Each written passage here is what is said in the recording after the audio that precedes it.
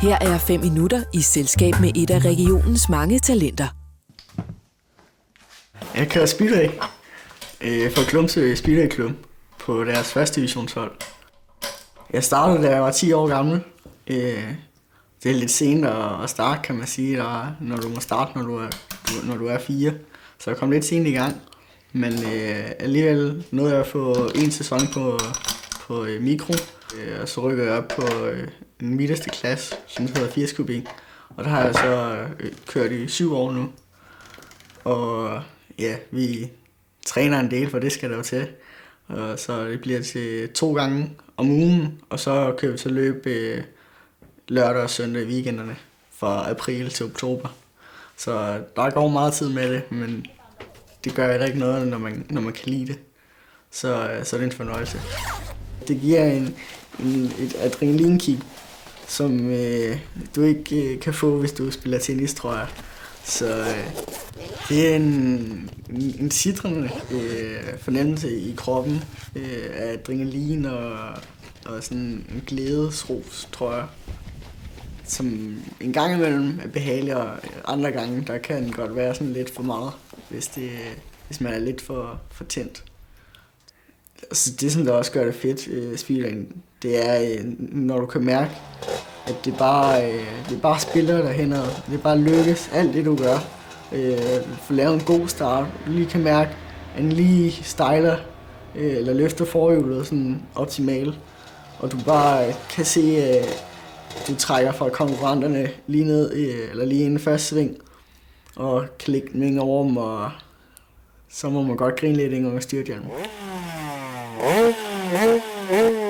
Trænere, det findes ikke sådan rigtig i vores sport.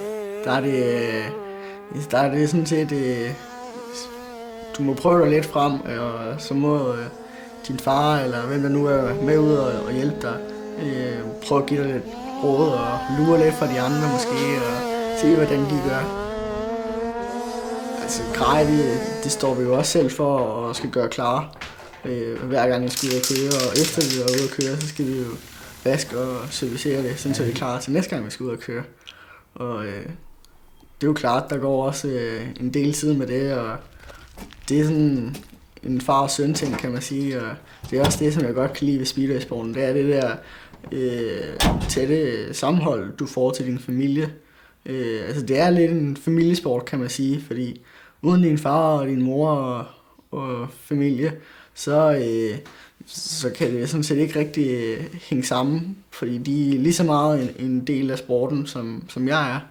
Så det er utrolig vigtigt at også have opbakning for det.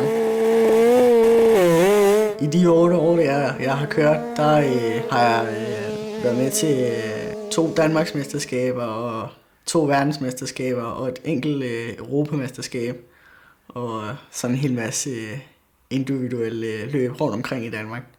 Og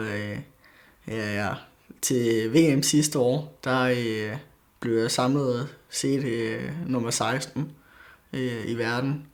Og en indledende første runde, der blev jeg 2'er. Så det er jeg meget stolt af og glad for, at jeg har fået den oplevelse at køre VM og så præstere så godt. Jeg kunne da godt tænke mig at prøve at se, hvor langt jeg kan drive det, om jeg kan blive professionel og komme til at leve af min sport, fordi det synes jeg, det kunne bare være en fed fornemmelse, hver dag du vågnede, at du vidste, at nu skulle du ud og lave det, du allerbedst kunne lide i hele verden, og det skulle være din sport. Du skulle dyrke på topplan og køre rundt i de forskellige ligaer og løbe hver dag. Det kunne bare være sjovt.